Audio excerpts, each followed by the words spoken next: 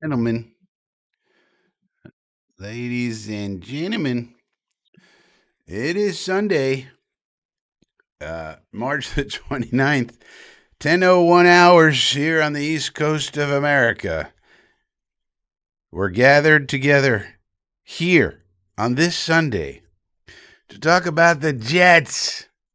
Yeah, Alan Dodds is here. We are officially in silly season. Yeah, I think everybody's got draft talk fatigue. And this happens every year, especially when your team stinks, because when your team stinks, you start thinking about the draft in October. That's not good. Alan Dodds Jets linked to every possible receiver trade in the league. Yeah. And Doge is a member of the Inner Circle. You could be a member of the Inner Circle where you get extra items, insider information, quarterback breakdowns and grades, and all kinds of things. If only you'll click the join button and become an insider. The Inner Circle. Con Francisco. Harley's here. He's a member, and look at him. He's all the way from Germany. I mean, you could hang out with Harley and the Dodester and all of this. And he's hanging out from Deutschland. He's probably rooting for Leggy Lenny, the kicker from Deutschland. Jets are launching smoke bombs in all directions. Yeah, well, I don't think it's really the Jets. I think it's these idiot reporters who have nothing to report. Think about it from the reporter side. The Jets probably are not talking. If they were, we would get a lot more tweets out of Country Club Connor and Zach the Hack. So, and the agents really aren't talking. There's not a lot of stuff for agents to be leaking to the Jets. And so, they got nothing to do except make stuff up. So, yeah, it's definitely silly season for sure. I mean, the Jets are posting pictures of Garrett Wilson saying 24 Sundays away. I mean, it is a rough time in the NFL. March Madness is going on. The St. John's Johnnies get knocked out, so they're not in it anymore. We got baseball starting up. Don't care about that one iota. But it's a rough time in the sports world. It's a rough time in Jetsland, and based on the numbers in the chat, we may have to call this one early because this is really quite the bottom of the barrel in terms of interest in the NFL. Now, next week we do have the owners' meeting, so there'll be some news coming out of that. Then you have the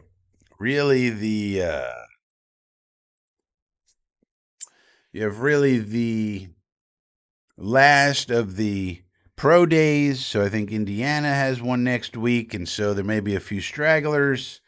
But then after that, there you go. Dode says, Samini said the Jets are interested in Bateman. Well, that's not what he said. He literally said, I mean, some people have, like Dodes, man, you got to read a little bit better, Dodester. What he said was, these people have been mentioned as trade possibilities. You got to learn how to read these journalists because they'll trick you. He lists Brian Thomas Jr., Rashad Bateman, Quentin Johnson, Dontavian Wicks have been mentioned as trade possibilities. Have been mentioned. By whom?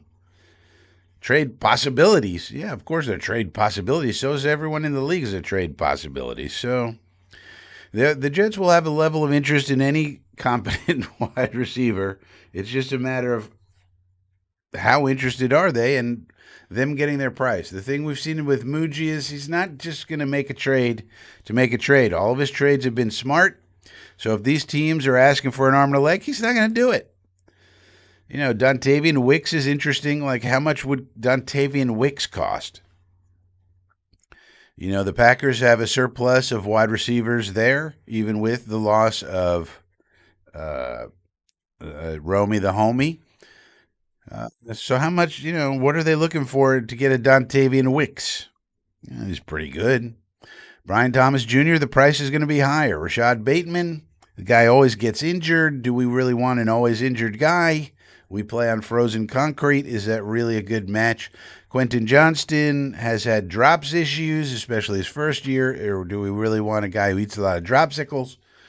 Probably not. So we'll have to see. But the good thing about it is we can always pick up two in the draft. It's not a problem. We can get one at 16. We could get one at 44. We could get one all over the place. It's not a problem. And for wide receiver 6, we could always get Tyler Lockett. He's Geno Smith's security blanket. Okay. And then if you get two young ones, especially if you get the right ones, now you got a nice wide receiver room all of a sudden.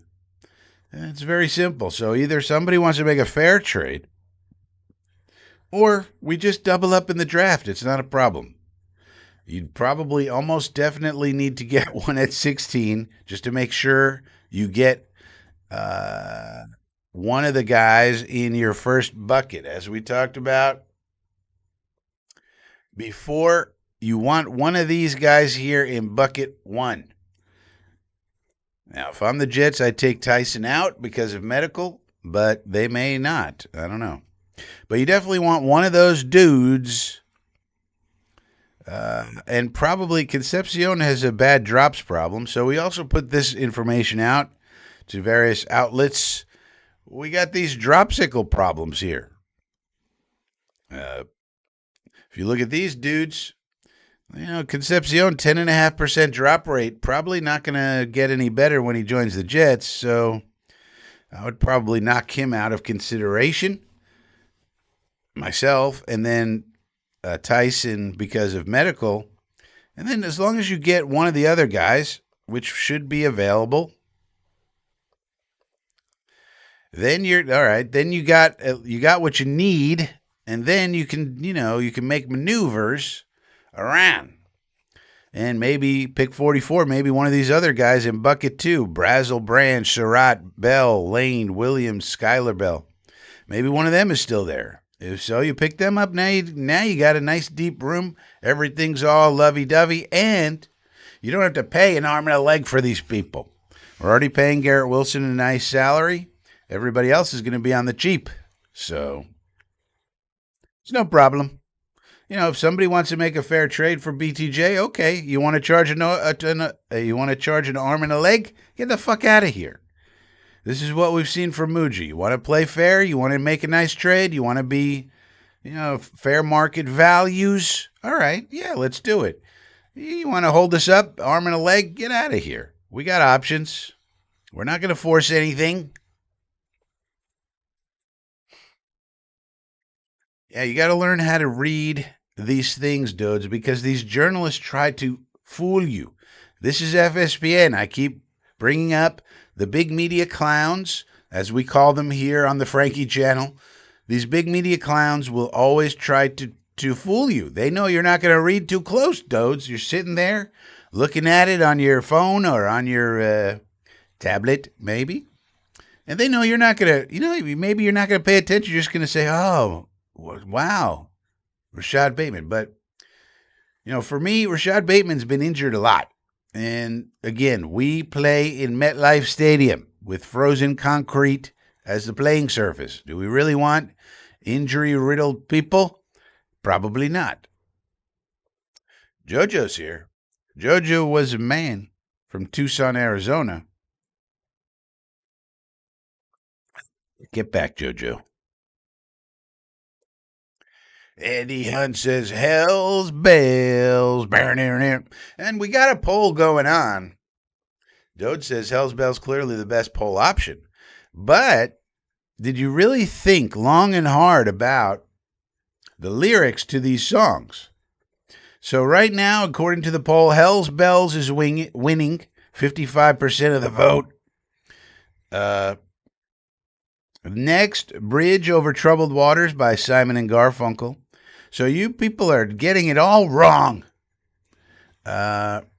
Then you got Bat Out of Hell from Meatloaf, and then Brilliant Disguise from Stinkstein at 9% each.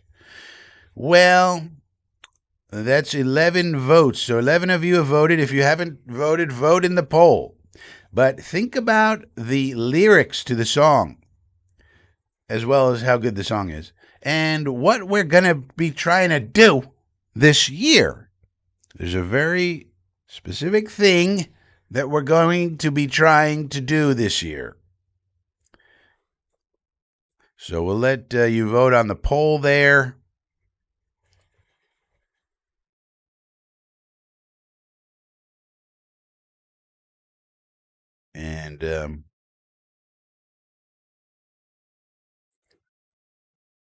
And we'll see if there's any news. There's been so little news for the NFL. This is a very dead period. And even Dick Chimney, I mean, this column by Dick Chimney is pretty terrible. He just tells you that the Jets are going around to the pro days. All right, well, yeah. What do you expect them to do? Of course they are. And probably the most interesting little nugget is that we actually have a connection through Bill Musgrave to Fernando Mendoza, whom he coached at some point. Not that that matters. According to the consensus mock draft, if you haven't seen it, let's take a look at that right now. Here in FSPN headquarters, we'll go now to the consensus mock draft. Ferndog, 98% consensus. So it used to be 100%. It dropped a little. I don't think that really matters much. Arvell Reese, 72% to us. That seems to be a safe pick. Third pick, Maui Noah over to the Cardinals. Fourth pick, Jeremiah Love. Although in this scenario, I would be very surprised if Sal does not pick Ruben Bain. And then Sonny Styles to the Gigantes, and that's a nice pick for them. Taters goes to the Browns. That makes sense. Bain to Washington. Bailey to the Saints. Mansour Delane to the Jefes. The Jefes, they need to replace McDuffie, so that makes sense. Caleb Downs slips all the way to 10 to the Bengalis. That makes sense. They need defense. Makai Lemon Lime, so refreshing, goes to the goddamn Dolphins. That's a shame. That's the guy I wanted. But then Gerard McCoy to the Cowboys. Tyson to the Rams. Vega to the Ravens. Mesidor to the Buccaneers. And then we get Omar Cooper. So that would be fine. If this is the way it goes, this would be fine. We'll take Cooper. He's in the first bucket. You know, if this were the case, I'd probably have a slight lean toward Boston myself. Because Lemon's gone. I think Lemon's number one for me. I mean, Tater's number one, but we're not going to have Taters. No more Taters for the Jets. You can't get any more Taters. Sorry, they gone. But I'd probably take Boston just for size purposes. I like him a lot. But if it was Cooper, I'd be very happy about it. Nice. Proctor goes to the Lionesses. Thieneman is the Hitman Harry replacement. Sadiq, the Freak, to the Panthers. The Cowboys get their linebacker that they need desperately. And Ty Simpson to the Steelers. So that would take him off the board. And this doesn't go. Now, Monroe Freeling's going to go somewhere in the first round. Same thing with Fano. Woods could slip. I don't love Woods. And then Denzel Boston. So we could, in this scenario at 33, we could take Denzel Boston and Cooper. That would be pretty sweet if we really wanted to. And then hope one of the safeties is there at 44, and we're in pretty good shape. And none of the, well, Thieneman came off. But as long as EMW or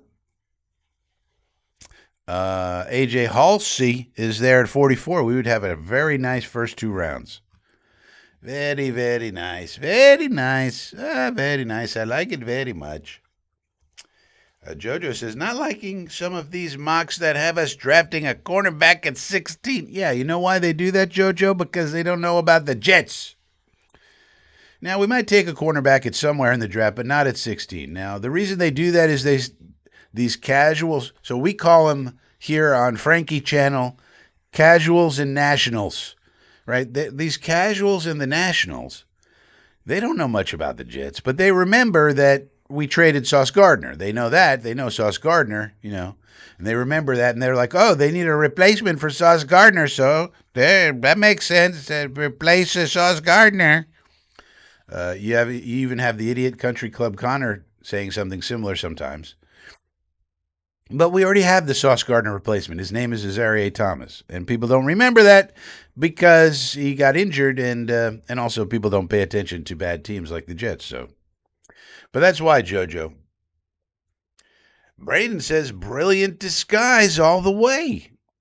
Braden's a member of the Inner Circle. You could be a member of the Inner Circle if you would just click the join button, $2 a month, and you get to hang out with New Zealanders like Braden and people from Deutschland like Harley. I mean, this is a worldwide movement of Frankie fam. And you could be part of the Frankie fam for just $2 a month. It's $2 little per month. For God's sake, click the join button today. Heve's here. Have a strong feeling Muji will do a better job than any mock. Well, yeah, let's hope so. I mean, one thing we want to say here on FSPN, we always hope that the Jets are smarter than Frankie. And one of the reasons I was so pissed last offseason is they were not. So let's hope they do lots of smart things that I don't see coming. But if you think about it, I mean, let's look at a very reasonable draft. Based on values in the based on where they are on the consensus big board, this would be a very likely thing that could actually happen. Reese, Lemon, Halsey, Brazel, he's one of my faves. Don Corleone, although he had a slight injury, I think at some point. Cole Payton, we get our developmental quarterback, and then Coogan, we get a backup interior lineman, and then we get our kicker and our tight end. Stevens and Bredesen are not hot commodities, but they do specific things at the end there. Same thing with Coogan. It might be a little high for Coogan even. But, I mean, if we got this, the roster would be looking pretty amazing. And you could swap in, maybe you don't like Don Corleone. I think for a team based in New Jersey, you want a guy named Don Corleone, myself. But let's say his injury, you look into his injury history, you don't like him. All right, just swap him with the next best defensive tackle. I mean, all of our holes are filled here. We got some premium talent. Chris Brazel might turn out to be the best wide receiver of the bunch. And I mean, and we get our long-term kicker, we get our blocking tight end, we get a backup O-lineman, we get a developmental quarterback, and it's not unrealistic. These are areas where they're, by consensus, picked to go. So it's not some crazy idea. And so you don't really even need to be a genius to get something like this. But as long as Mooj is being reasonable, Mooj and the whole front office staff and Glenn, it's all part of it. But if you did something like this, that would be pretty exciting. I mean, geez, Luis. And it's not unreasonable we could have a draft like this. Man, and if we come away with something like this, I don't want to get too ahead of myself. I don't want to get too optimistic. It'll seem unrealistic.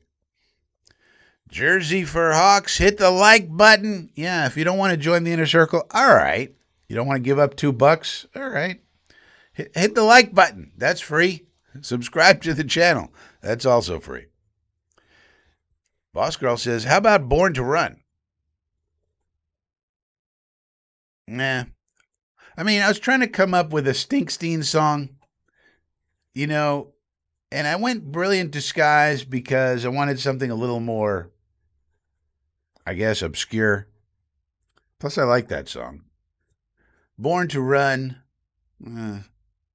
that's really more about cars than anything. Mr. Net Warrior, no cornerback, right. because we already have. I mean, we don't need a cornerback. It'd be nice if one fell to us and that we liked them, and but we don't need one. We'd probably then have to sign like a backup slot corner, but I think we're going to play a lot of three safety looks. So we get our safety with Halsey. Now we have Halsey and Fitzpatrick, and then we use one of our backups as a big nickel, and we're probably going to run that way more this year than in previous years. So our cornerback situation is pretty good. It's not excellent. If somebody fell to us somewhere, all right, you could go that way. I wouldn't hate it. But we don't absolutely need it. We signed Nashawn Wright. People forget. Nashawn Wright is one of our backups. The guy had 5 picks last year. Now he's not that great. I think he's gonna back up AZ, but for a backup, that's great. And then you got Stiggers. I think Sticky Stiggers. This is a big year for Sticky Stiggers. You got to show that you can stay. Now he's played well on special teams, so that's good. He's gonna have a place there. But can you develop into a corner who can, know what he's fucking doing? This is a kid who didn't play college ball at all. So a lot of learning, but now the learning time's over for Sticky. It's time for you to show who you are, Stick Man. And so, yeah, if we don't wind up getting, like, D'Angelo Pons would be great, or some of these smaller corners where we want them in the slot to start out with anyway. And you could get those guys in the 4th, 5th round. So if that's the way we went, instead of Cole Payton, say, I'm all right with that. They don't like Payton. They don't want to develop him. All right. Well, no problem. Let's look at the consensus board for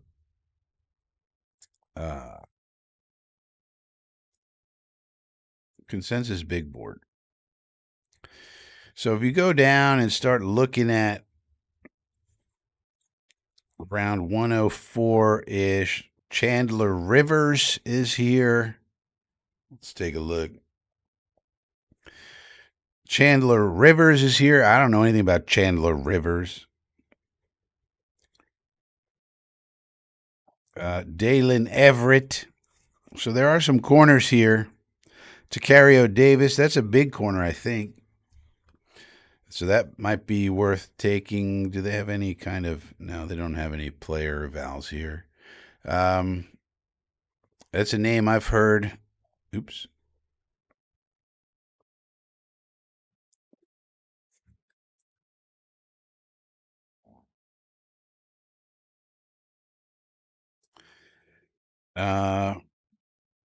Will Lee. You could go for Will Lee.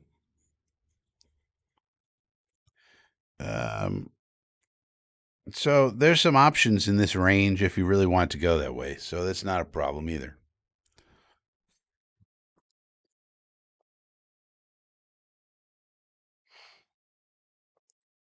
Bain and Corleone. Yeah, right. Other than the Jets being raptured by Satan, which is highly unlikely, I'm sticking with Hell's Bells. Well, the thing about, let's check the poll now. 18 votes. Okay, Bat Out of Hell is now winning. Okay, now you guys are getting it. So the true winner, the one you should be picking, is Bat Out of Hell. That's the type of season we need to have. Hell being never making the playoffs. We have to be flying like a bat out of hell, out of this situation we're in, and that's what we're going to be doing. And if you haven't listened to that song in a while, you may want to flip it on. It's a great song. It's a high energy song, and I believe the Jets are going to be flying out of last place like a bat out of hell. That's my personal belief. Now, I do like Meatloaf more than most. I will say, because my dad had a really weird record collection. He had a record collection. Remember records? That you spin them around. My dad had a weird stereo system with big speakers, and he had these records underneath in the cabinet. and I would flip through them, and there was no rhyme or reason why he had these records. Like there was no consistent theme, but he had the record from Meatloaf, "Bat Out of Hell," and then he would have like Kenny Rogers' greatest hits. uh, but so anyway, I got exposed to Meatloaf and "Bat Out of Hell" at an early age via my dad's stereo, which I may have played very loud. I don't know. Uh, and because he had these giant speakers. Why he had this system, I don't know. But so I do like Meatloaf perhaps more than most, but still I believe that's a great song. And I believe it's a great symbolization of what we're trying to do this year. We got to fly out of hell, out of last place like a bat out of hell. That's what it's got to be this year, man. I'm sick and tired of losing. It's time to start winning. That's what time it is. Yeah. Since I saw Don Corleone's name, I said the guy with that name needs to be. Well, the thing with Corleone, I think he's a big fat run stopper, so he fits with the new 3-4 defense. So he's just going to be one of these D tackles who stuffs up the run. You take him out of there on pass rush downs, and we need that. We need backups. Well, right now, we have good starters there. Sweat, Phillips, and Briggs. Those are fine run stuffers. But we need some backups, you know? Yeah, I'm optimistic, Braden, but I don't want to get carried away.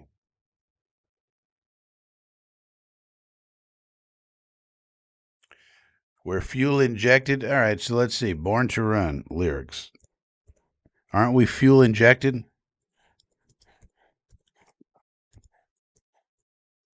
Now, Springsteen has a lot of songs that are about cars. Um, in the day, we sweated out on the streets of the runaway American dream. At night, we ride cars through mansions of glory in suicide machines, cars, sprung from cages out on Highway 9, cars, chrome wheeled, fuel injected cars, and stepping out over the line, whatever that means. Oh, baby, this town rips the bones from your back. It's a death trap. It's a suicide rap. We got to get out while we're young, 'cause tramps like us, baby, we were born to run. So that's all about getting in a car and leaving. I don't know what you're talking about. Wrap your legs around these velvet rims? What's that about? And strap your hands across my engines? These are car metaphors.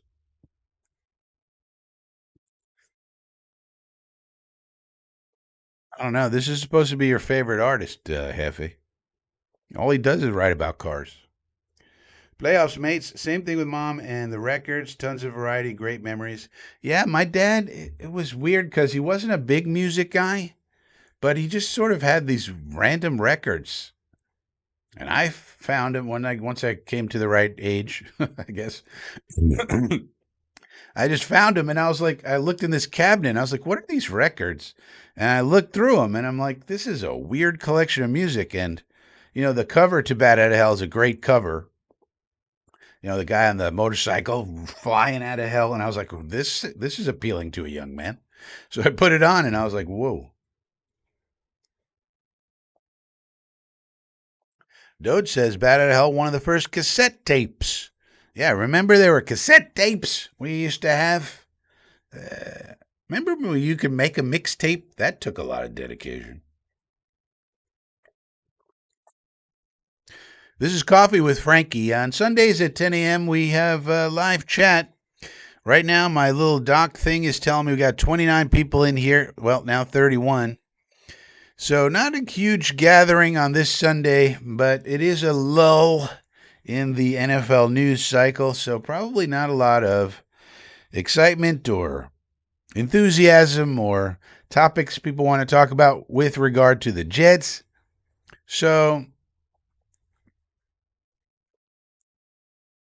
I can understand it. So, we may have a quick one today, especially if there aren't too many topics that people want to talk about. We can take a look at this poll right now, out of 21 votes, bat out of hell, Meatloaf. Because the other thing is that you guys probably may or may not know. Do you know what the childhood nickname of T. Vondre Sweat is? And he still has the nickname, but it was given to him by his family when he was a child. T. Vondre Sweat had a nickname. What is, I'll do a little trivia. What was that nickname for T. Vondre Sweat? Very important player on our team. Nobody's talking about him either. Every single baby boomer had a record collection. Now, but my dad, it was different, Net Warrior, because he was not really into music that much. To be honest, he was a karate guy. He was a black belt in karate. Harley says, yeah, took it. Yeah, that's right. You had to have a lot of dedication, Harley. You had to be really dedicated. It took a lot of time. You had to figure it all out. You had to figure out times of songs. And I mean, it was a big endeavor. Now you put together a playlist in 2 seconds. It doesn't take much at all. It's crazy.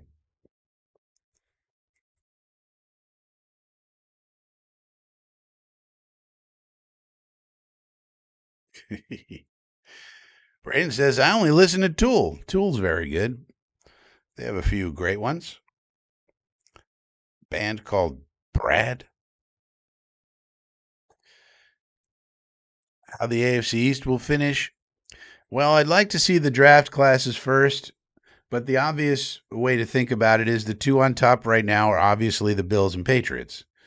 And the one in last is going to be the Dolphins. I mean, the Dolphins don't have any talent, and they got Malik Willis to throw to nobody, I guess. So I don't really understand the signing of Malik Willis, and I don't even understand it from the agent point of view. This is David Mulugeta. This is what I said from the beginning. I said they're going to get rid of all these guys, and then when people were saying, well, he's going to go down there because he's got the Green Bay guys there. Okay, he's got the Green Bay guys there, but he doesn't have any players on his team. Who's he going to throw to? You know, it's ridiculous. They kept the running back and traded Waddle. Crazy. But they have no talent. They're doing a full reset. But then they signed Malik Willis for 25 mil, 22 mil, something like that. Why? What's the point? You should have just gone with Quinn Ewers. Or my idea, stick with Tua. Hopefully he plays somewhat decently. And then somebody really, really needs a quarterback at the trade deadline because of injury and they're trying to make the playoffs, and you trade him then. They released him, took the cap hit, and now what? You got no value for Tua whatsoever. And you're taking all these cap hits. You better hit on your draft picks, I'll tell you that much. John Eric Sullivan. What kind of name is John Eric anyway? You're either a John or an Eric. You're not John Eric. Stupid. But the conventional way to think about it is Bills, Patriots fighting it out for supremacy. We're in the middle, and then the Dolphins last this year because they have no talent and they're doing a reset. So the question is, can we overperform expectations? And I think we can. I think we can actually win the AFC East. That's going to be controversial. Everybody's going to say, ha, no way. Josh Allen, Drake May, you're not. No. But as long as the draft goes like we think it could go, I see no reason why we can't win the AFC East. Because I've watched Geno play. I know how good he can be if you protect him. If you protect him. This is going to be the best offensive line that Geno's ever played with since he became a starter again. This is going to be the best running game that Geno's ever had. If depending on what wide receivers we had, it could come close to what he had in Seattle. Remember, in Seattle, he had his last year in Seattle. He had DK, he had JSN, and he had Tyler Lockett. So that's a pretty good trio there. So we probably won't get to that level, but it could be deeper, depending who we get. Offseason's not over yet, and if he is a good quarterback, which he can be if you protect him, that's his history. Remember, he averaged a PFF rating of 82. That's elite over that 3-year span. That was with a worse offensive line than he's going to have here. A worse running game. Worse tight ends. Better wide receivers, probably. But, so why can't he at least be good? I see no reason. Then, if you have a good quarterback, Frank Reich, his whole history tells you when he has a good quarterback, he has a top 10 scoring offense. That's the whole history of Frank Reich. So, just based on their histories, if you protect Geno, he can be at least good and maybe great. Frank Reich, if you give him a quarterback like that, he gives you a top 10 scoring offense. So, if we have a top 10 offense and our special teams we know is top notch, is going to be top five, then it's just about the defense, and we loaded up the defense with all this talent like we should have done last year, but we finally did it this year. And on top of all that, we're going to get Aaron Glenn calling the plays, and he's a very good defensive play caller, as we saw in Detroit. That's his history. Improved every single year, and once he got good enough players, they had a really good defense. So why can't we have a top 15 defense? A top 10 offense, a top 5 special teams, and a top 15 defense should at least get you to the playoffs. And then if you're in the playoffs, that means you're competing at least, probably, for the AFC East title. Now, that's a lot of ifs and buts and maybes, and we haven't proven it, and, all this, blah, blah, blah. But I really don't see any reason, other than if we have a string of injuries, of course, which can bring down any team, but as long as we don't have crazy injuries, I don't really see any reason why we can't compete for the title in the AFC East. A lot of people would laugh at that. I understand why. It's been a long time, but I think Geno is a lot better than people think. And I think as soon as we get him a couple more weapons, it's going to be the best offense he's ever been surrounded by. So, I don't know. That's what I think. Maybe I'm wrong. Oh, JoJo gets it right away. Yeah. So that's one of the reasons why we need a Meatloaf song as the Jets anthem this year, because we got a guy whose nickname is Meatloaf, which makes me like him even more. And that's the family nickname that they gave to him when he was a child. Any hope the Rams try to get Jeremiah Love by trading up? I don't think so. There's a chance anything could happen, Eddie. I don't know. You expect me to know what's going on inside the Rams locker, the Rams heads? Here's the problem with the Rams, though. They don't have many picks. So what are they going to trade you? They're probably just going to stick there and get, they need a lot of things. They could go for a running back if it's Love, if they really get lucky, but they need a wide receiver, they need a linebacker, they need a right tackle. So the problem is they don't have a ton of picks to move around the board. So, but anything could happen. Yeah, it makes no sense, Heavy. And how fair is that to Malik? That's the thing I didn't understand either. We went over this all through the offseason trying to figure it out from the agent's perspective. Why would Mulugeta want to put him in Miami as opposed to the Jets? I mean, even if the Jets ultimately decided not to do it, there really was no smoke whatsoever, and the smoke comes from the agents, with regard to Malik Willis possibly joining the Jets, being a possibility for them. And remember, the smoke mostly comes from the agents. And maybe Mulugeta doesn't like what's going on with the Jets. I don't know. Maybe we got to prove it. All these things I'm saying is just me saying things in the offseason until we actually prove it on the field, of course. So maybe people need to see it before they're going to put their player there. But, I mean, you put him – it's not like you put him in Arizona. See, Malik Willis made a lot more sense for Arizona. Maybe Arizona didn't want him, but – Arizona has a lot more things than the Dolphins do. They at least have Maserati Marv and Trey McBride and Michael Wilson and a decent running back situation, and they got to get the offensive line straightened out, but at least they have something. The Dolphins have nothing. Devon Achane, that's all they have. What is he going to do? Check it down to Achane 100 times a game? Like, that's ridiculous. So I really don't get it. Maybe the Jets and Cardinals just weren't interested in Willis, certainly at that price. And maybe he was just hell-bent on getting him $22 million a year guaranteed. All right. But it's really short term thinking. Maybe if he took 10 or 13, some smaller amount, and put him in a better situation where he could actually succeed, then in the long term, you can get big boy money.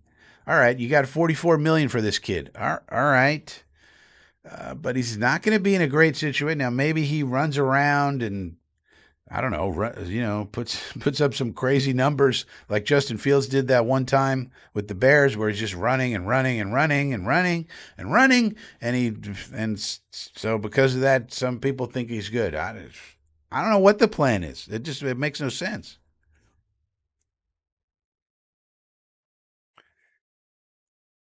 Tanking for Jeremiah Smith, maybe so, but then I mean, at some point, you're putting your quarterback in danger.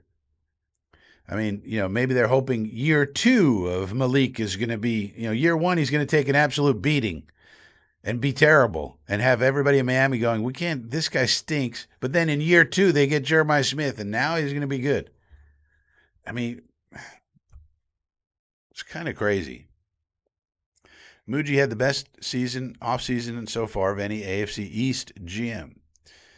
Yeah, but that's a low bar because the Bills don't have much money. The Patriots had a very weird offseason. I don't think the Patriots, I mean, they're banking on AVT to stay healthy. And if he does, that'll make them better for sure. But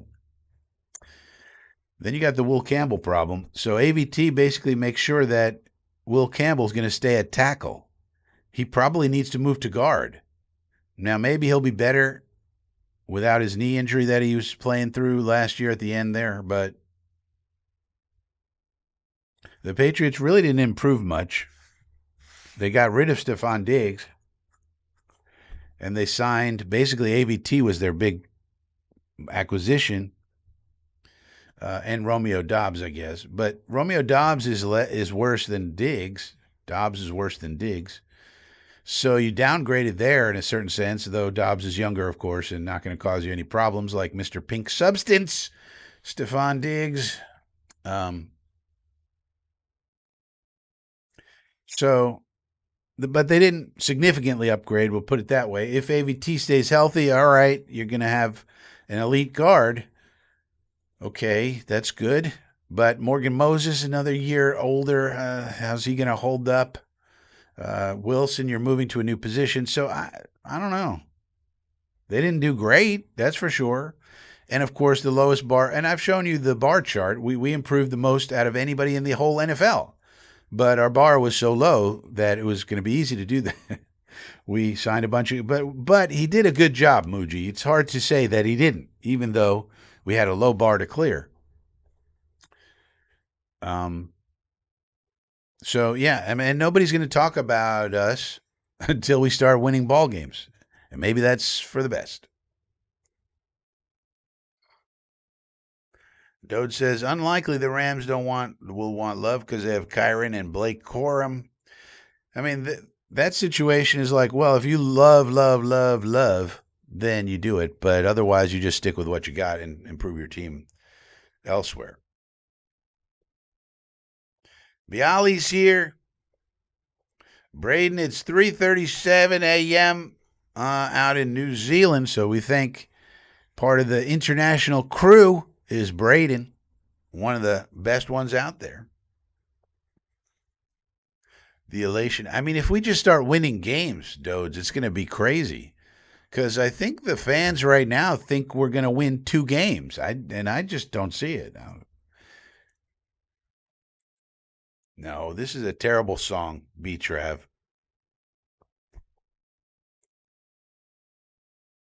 Paul McCartney. By the way, it's not Paul McCartney. It's fake Paul McCartney. Paul McCartney died in 1966.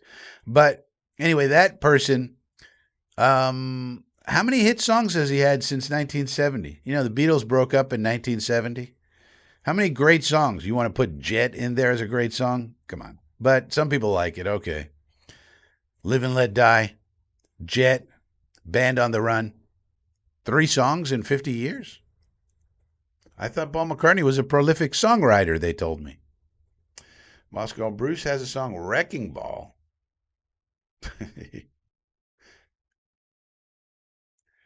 I'm not wrecking. We can only hope for a Super Bowl hangover from the Patriots. Well, the Patriots, don't forget, they had the easiest schedule in the history of football last year. To the point they started calling Drake May, they gave him a new nickname called The Schedule. Drake the Schedule May. So we'll have to see how they do against a real schedule. You know, for example, the Jets will be much improved. How good we are, I don't know. It is unknown, but we'll be improved. We won't be pushovers this year. That's for sure. So, like, does May, does Drake May sort of take a step back or two, when he faces actually good defenses or not? That's an open question. And all of their players who played well last year against a weak schedule, are they going to repeat their performance or are they going to all take a step back? Remains to be seen. But when you have Drake May, people are going to give you the benefit of the doubt. Michael James, trade up. Yeah, I don't see that happening. Rover bet linebackers more urgent than safety in the draft. No. I want to see this gunslinger. So going back to this, we need a starting safety. Linebacker, we're in a 3-4. Reese is going to play on the outside. He's going to be a linebacker. Osai's a linebacker in our scheme. Linebacker edge. So you only need two people in the middle, and then you need to back them up. Do we need a backup linebacker? Sure. But the two people in the middle are going to be DeMario and Sherwood. And then Sherwood will come off the field when there's three linebackers on the field. And then you have Kiko backing them up. And do we need a fourth one? I mean, we have Michael Walker, but could we use a improved fourth linebacker, middle linebacker? Yeah, sure. But safety, we cannot have Andre Cisco starting at safety. No siree. Now, if he wants to be a backup, that's fine, but he cannot be our starting safety. We need an upgrade there. Minkah Fitzpatrick's a good start. I like that a lot. But if we pair him up with either Thieneman, EMW, or Halsey, now we're cooking with gas. And maybe you could put Andre Cisco as the big nickel. That could be exciting. Or Malachi Moore. So lots of possibilities, but we need a starting safety. We have our starting linebackers. Do we need a backup linebacker? We could use one, but we got to get a safety. It's imperative in the first two rounds to get one. Jefe May didn't face much pressure. When he did face pressure, he did not look good. Yeah, now he does have small-ish hands, not tiny ones like Kenny Pickett. So that's his Achilles heel. You get to him and knock the ball out, make him fumble. That's one way to really affect his game. But I think also overall, if you just face better defenses in general, you might not look so good as he looked. And he looked really good last year. I hadn't heard of Drake the Schedule May, but I love it. He was my favorite QB in that draft. Hated that the Pats got him. Yeah, he's really good. Don't get me wrong. But, how good is he? I mean, he was like MVP level last year. That's crazy. I mean, but he's a really talented kid. He's a great deep thrower, and he's very, very athletic, and he has all the things. But he did play a weak schedule. So then, now maybe he plays a better schedule this year, and he's still that good. Okay, wow. Hey, sucks for us. But we don't know that. We got to see. That's why you play the games. And the Bills, I don't think the Bills got much better. I mean, they got DJ Moore and they got Bradley Chubb. Does that really push the needle? Or is it? And they hired Joe Brady as the head coach, the luckiest man on earth. Joe Brady coached Joe Burrow in 2019, the greatest college football team in history. Joe Burrow, Justin Jefferson, who's the other one? Jamar Chase, Terrace Marshall, Clyde Edwards-Helaire, Patrick Queen, the greatest team in college history. Joe Brady's the OC, or not even the OC. I think he was the passing game coordinator. Based on that, he becomes the OC of the Panthers. How'd that go? No good. Gets fired. Then he becomes the quarterback coach of Josh Allen.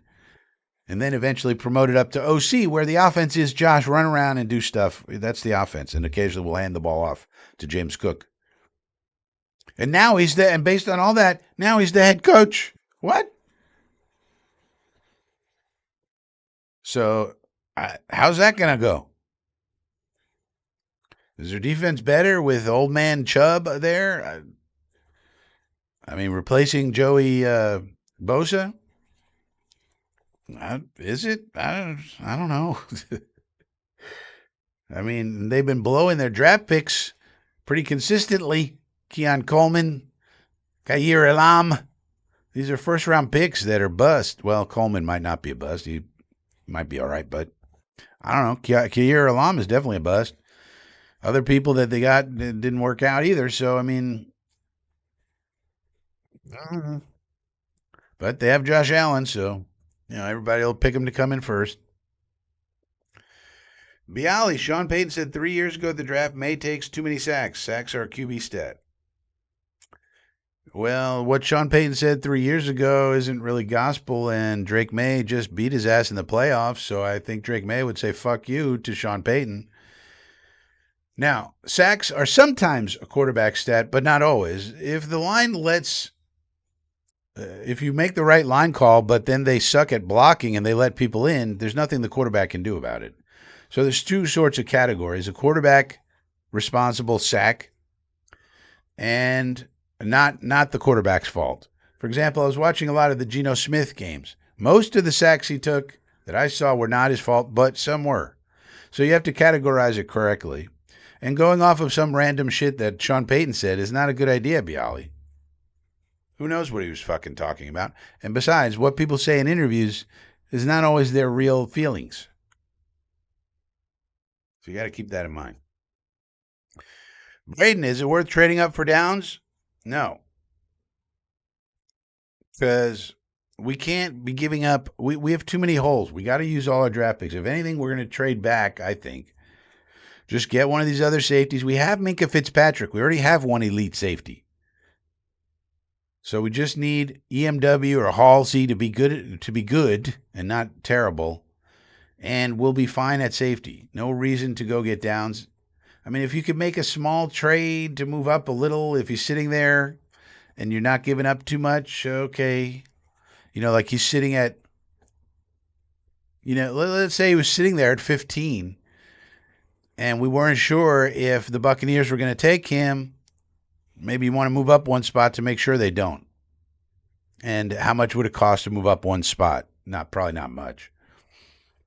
And if the Bucs really didn't want him, but they were playing possum and you don't know whether they want him or not, but in their minds they don't want him anyway, they're going to take a pass rusher, well, they'll just go get extra draft capital to trick you into moving up. But, so little things like that maybe. But I wouldn't make a big move. 16-7, a lot of people keep wanting Washington to move back for some reason. But moving 16-7 is a big jump, and you got to give up a lot for that. I wouldn't do that. So I would say generally no, unless the trade makes sense. And just go get EMW or if Thieneman falls to 16, that would, we needed to get a wide receiver at 16. That's the other problem. 16, you pretty much have to use it on a wide receiver to get one of your bucket one players. That's the way I see it. So you can almost forget about Downs and Thieneman. It's basically going to be EMW or Halsey. That's the way I look at it. We got to have, unless we make some moves, if we get BTJ before the draft, then it changes, right? But if we don't, and we got this big giant hole at wide receiver, you got to make sure you get one of those bucket one players, wide receivers. Got to be. So, yeah, just forget about Caleb Downs. He's not. Dudes, lots of guys regress. Look at Stroud. Yeah, Stroud was probably overrated to begin with, but he had such a good rookie year. Everybody thought he was elite, and he's not. If you look at his ball placement, no bueno. So, yeah, he's regressed for sure. Josh Allen being so damn great is ruining organizations. Giants hired Daboll and Bills with Brady. Yeah. His talent fools everyone to think these coaches actually did anything. I agree 100%. Brian Daboll's been getting jobs for years now off of Josh Allen. I coached Josh Allen. Oh my God, come to our organization, please. I would like to see. I mean, what did Brian Daboll do with the Giants quarterbacks? Nothing good. They all stunk. But well, let's see what he can do with Cam Ward, I guess. Same situation. If he's the quarterback whisperer, then Cam Ward's got to be great this year, right? I mean, they put Brian Daboll there. He's got the Josh Allen touch. Right? Oh, he doesn't? Oh, I mean, it's just Josh Allen? Yeah. Oh, well.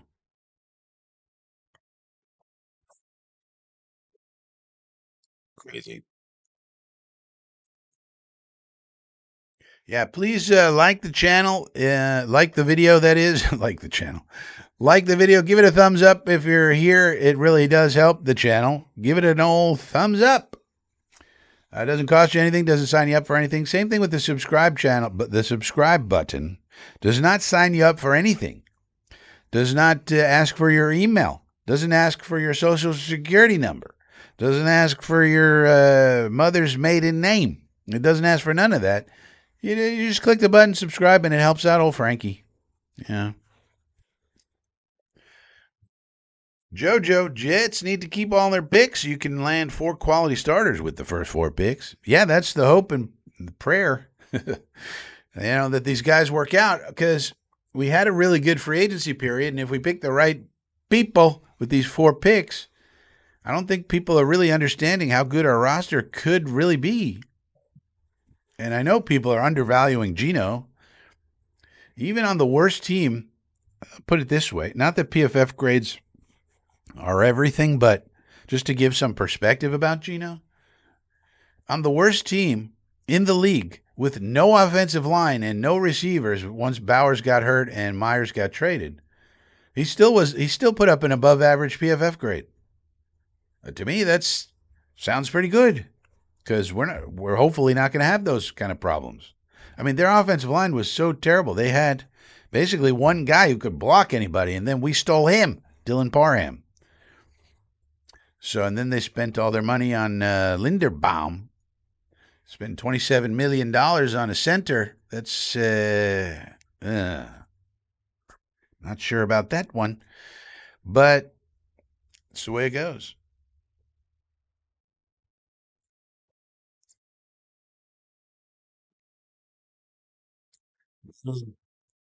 Stop talking about trade ups. We're not going to. I don't think we're going to trade up. I think we're going to stick and pick. And that's why I keep telling you guys about buckets. Everybody gets fixated on one guy or this other guy. Think in terms of buckets.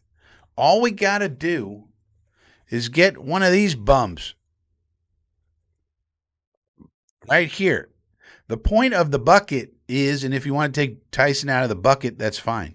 The point of the bucket is you don't care which one it is. As long as you get one, that's why they're in the bucket. If you don't want them, then you take them out of the bucket. You guys are missing the point of the buckets. Anybody in bucket 1, and again, if you want to take Tyson out because of injury history, all right. But if they're in the bucket, or you want to take Concepcion out because he's a 10.5% drop percentage, all right. But then your bucket is Lemon, Tate, Boss, and Cooper. And as long as we get one of them, we're good. That's the point of the bucket. And it allows you not to trade up and have to do all that. We have our buckets. Now, you want to say somebody shouldn't belong in the bucket? Okay, that's a different argument, right? But that's why we have buckets, so we don't have to move up, give up draft capital. We have our ratings, and we stick with it. We say, these are the guys in our bucket. As long as we get one of these, we're good. Doesn't matter which one. We have our preference. They're ranked in order, and if the top one's there, you take them. No, go to the next one. Is he there? No. Go to the next one. Is he there? Yes, take him. That's how it works.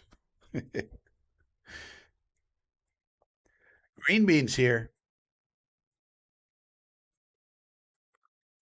This is a lot of words, green bean.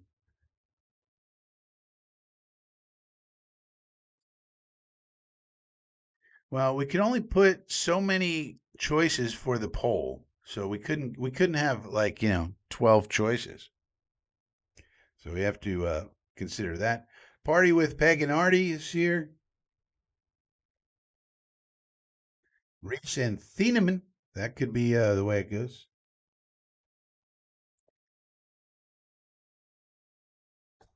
Hayden, hypothetical. Come on, man. I don't like hypotheticals. I like predicting what's going to happen. So, and the other thing with trading is so the reason why the hypothetical trades are kind of not great also is because you don't you if you're a Jet fan and you're thinking about hypothetical trades, what are the odds you're going to make it fair for the other team? Like you're not. You're going you're going to stack the trade for the Jets. Like it's just natural. You're going to make and then you come up with some weird rationalization for the other team. And plus, most Jet fans don't even know what's on the other teams. They don't know what they need. You think a lot of Jet fans are studying the rosters of other teams? A lot of Jet fans don't even know our roster and the quality of it. But you think they know what the Washington Commanders need and don't need? I'm not even sure what they need. uh, so that's the problem with trades. They got to be fair on both sides, and most Jet fans don't know anything about the other side. So what's the point?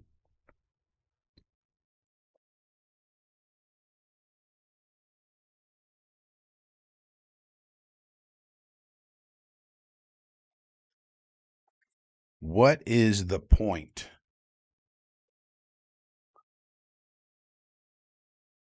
Well, I might make it fair, but then again, you also don't know what the thinking of the other team is. I could think something's fair.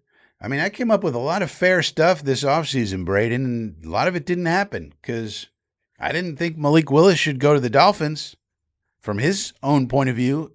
And there he goes to the Dolphins. So it's like, man, it's really hard to know. It's hard enough. I would say this it's hard enough to know what the Jet front office is going to do. That's a hard task in and of itself. And I think about the Jets 24/7. And so I get some of the things that Mooj is going to do. I get some of that right, at least ever since the end of summertime, last summer. But these other front offices, I don't know. Some people think, for example, some people think this Ian Cunningham guy on the for the Falcons is a really good hire. Uh, Other people say nope. His dad was a big sports agent and represented Michael Jordan, so he's just kind of a nepo baby who's worked his way up. He's kind of an idiot.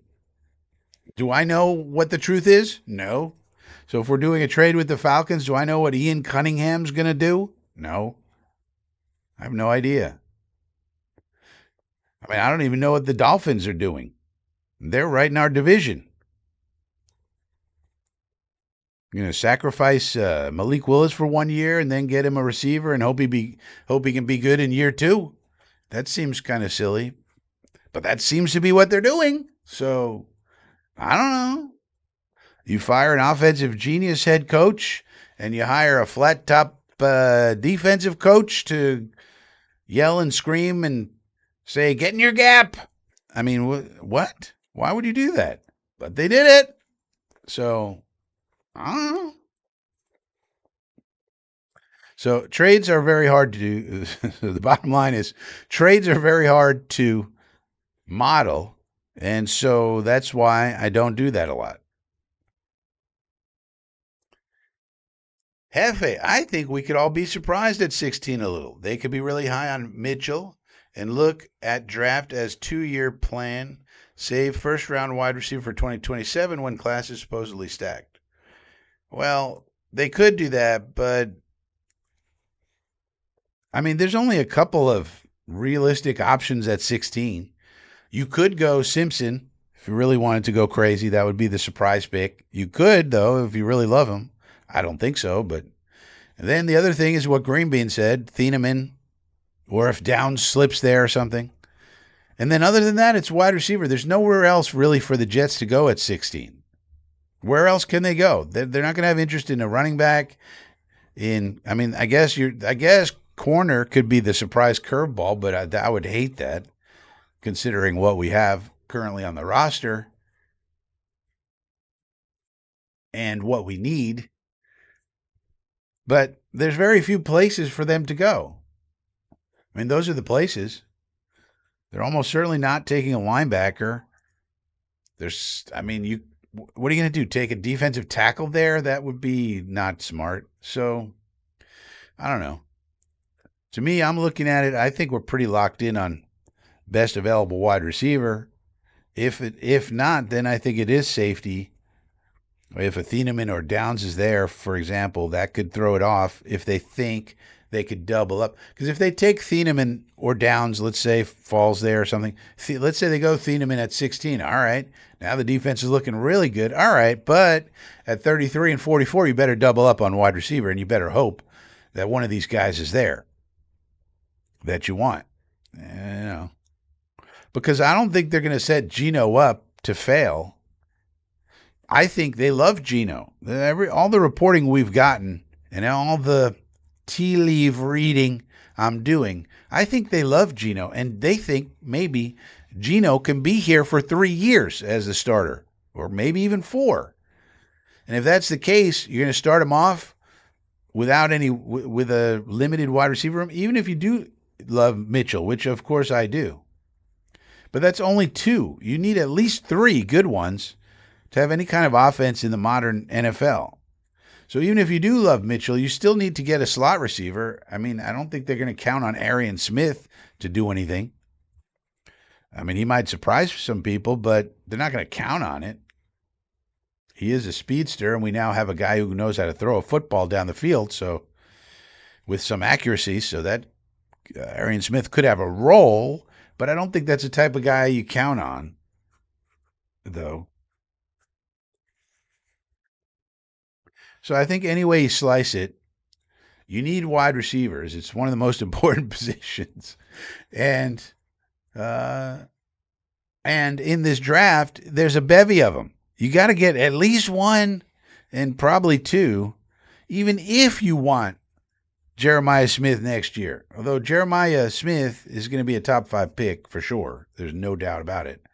And the only thing that's going to get in his way of being the first overall is the quarterback situation.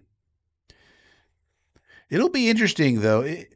Is there a chance that ever in the NFL there could be 32 teams with all of their quarterback situations done? Like nobody needs a quarterback? That's something I think about. Then again, I'm weird. Chris is here. Like, support, subscribe to the channel. Thanks, Chris. Braden, I think you need to get at least in front of the Dolphins for Lemon. Seems like they want him because we want him. Well, no one knows what they want. They have tons of holes, and they could like Lemon. Everybody likes Lemon. But again, they have no offensive line. They have no defensive line. They have Zach Sealer and Chop Robinson. That's who they have. That's it. They have no defensive line. They have no defensive backs. Their cornerbacks are horrible. Their safeties are terrible. Their offensive line, they have Aaron Brewer and Jonas Savania, who did not play well last year, but they're hoping he improves. Kenneth Grant, that they drafted last year, played terrible, so they got to hope he improves. But they have nothing. They have no wide receivers either. They have no tight end. They could take anything. They could take Kenyon Sadiq. You know, they haven't had a tight end in a while. I mean, they were trying to play with Darren Waller last year. Scored a couple of touchdowns against us, but anybody could score touchdowns against us last year. You know, you put Ichabod Crane out there, he could score a touchdown or 2 against that defense. Jefe, I want Vega Ione. That could be a surprise pick too, I guess. But that would be poor roster management, really. I would like it but it's just too much doubling down on the O line. I mean, at some point you got to get weapons. Sadiq could be an option at 16. So Sadiq has a 12.5% drop rate. So I would say we should avoid. Tyson at 16. No, I'm taking Tyson off my board because of injury, personally. So Tyson, now if he didn't have his injury history and he was the same player, yeah, I would take him in 2 seconds. But with the long and extensive injury history that he's had, including MCL, ACL, PCL, collarbone, he also has not healed in 4 months from a hamstring injury. He had a hamstring injury at the end of the year. It's still not healed. This is 4 months later. So to me, I can't, considering where we play, which is on the frozen tundra of frozen concrete of MetLife Stadium, we can't. I can't take Jordan Tyson for the Jets. He could go somewhere else and be great and avoid injury, and people would say, "Ha ha, why didn't you take him?" It's like, well, if he played for us, he would break in 2 seconds. We play on frozen concrete at MetLife Stadium in the middle of polar vortexes. We can't take this kid. He's going to fall apart. So I'm trying to avoid getting players killed. So that's not what I want. If they're Jets anyway. So based on injury, I take him out, but I include him in the bucket with a medical icon. That's what that is over there. I include him in the bucket because other people aren't necessarily. These are medical icons. Chris Bell has an ACL right now. So these are little medical icons here. So if you want to take him out, which I would, you can, but he's here because the talent level says he should be here. Casey Concepcion, if you want to take him out because of the drops, here's the drop rates. 10%, you don't think he can improve it? All right, then you take him out. But, but the talent says he should be in there. Kenyon Sadiq, 12.5% drop rate last year, probably not good for us. So, that leaves you with, if you take Tyson, Concepcion, and Sadiq out, that leaves you with Tate, Boston, Lemon, Cooper, and you could throw Brazel would be the one you would maybe put in bucket one if you really, but I mean, the consensus is you can get him in round 2, so that's why he's in bucket 2. I mean, it would be very exciting if we got Lemon or Boston or Cooper and Brazel. That would be amazing. But probably not realistic.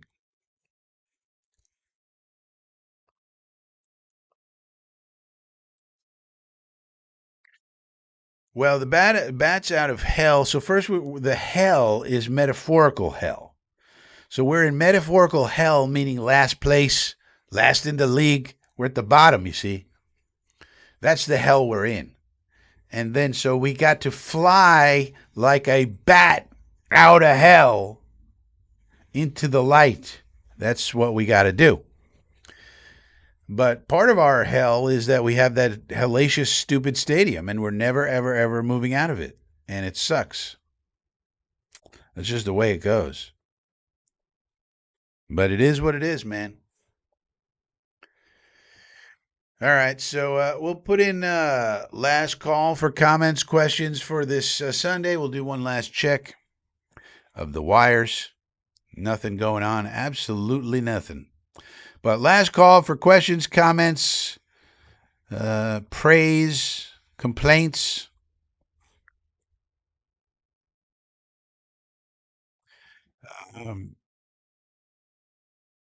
Et cetera, et cetera.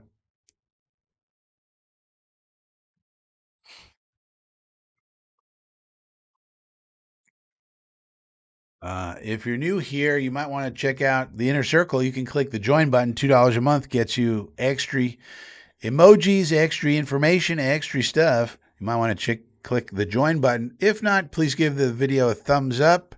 That really helps out the video. And if you're also new, subscribe. Why not give a little subscription to old Frankie? We could really use your help in building up this independent YouTube channel. Not sponsored by anyone. We also have this chemtrails as our We also have a blog called Chemtrails. Frankie from Flatbush dot substack.com. I got a Substack, and you might want to subscribe to that. It's free, and we do some writings over there. If you're sick and tired of some of the writings that have been elsewhere, okay. This is the Substack here. Frankie from Flatbush.substack.com. Chemtrails. Drop rates. We wrote about the drop rates. We wrote about Leggy Lenny. Okay, we got a guy from Deutschland trying to make our team. Leggy Lenny. The Blitzkrieg. We wrote about Cam Jordan. We wrote about the long shot here, Pascal Akeji, trying to make our team as an edge. So just interesting writings, and you might want to check it out. FrankieFromFlatbush.substack.com. If Ioane is there at 16, do you take him? I need more information, Eddie. Who else is there? I want wide receiver at 16. Now, the question is, if all of your bucket one wide receivers are gone, what do you do? Let's say. If all my bucket one wide receivers are gone, I might do it. But no, then again, no, probably not. Because if all my wide receivers are gone, I'll probably just take Thieneman. Somebody has to drop. So who's dropping? So if all my wide receivers are gone, that means somebody dropping, and I'd probably take the person dropping. So did Downs drop? Did Thieneman drop? I'll probably take one of them.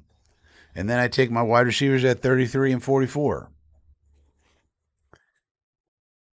So Vega Ioane, but if we got you, I just don't think Mooj is going to do that. Now, if we got him, I would love it because I would love him, just like I love AVT, like I love Oxygen. And so that would be fun. But I don't think Mooj is going to construct the roster that way. I think they got Dylan Parham, and they think he's good, and they like him, as they should. Now, do they want competition for Myers at center? Competition, meaning a 4th round, 5th round interior offensive lineman? Sure, like a Pat Coogan type. Then that's one thing. But I don't think they want to get Ioane and push Parham to center. He's only played 3 or 4 games in the NFL at center anyway, and it was his rookie year, I think. So I don't think they want to do all that. I think they just want to stick Parham there at guard and be done with it, and then spend their premium capital fixing the things that need to be fixed. Safety, wide receiver, and so on. So it would have to be an unusual circumstance for that to happen. Let me put it that way. Job hunting. Well, good luck. Good luck. The Dodester. Bradigan's here. Bradigan's a member. You could hang out with Chris Bradigan. Anybody better than Chris Bradigan? I don't think so.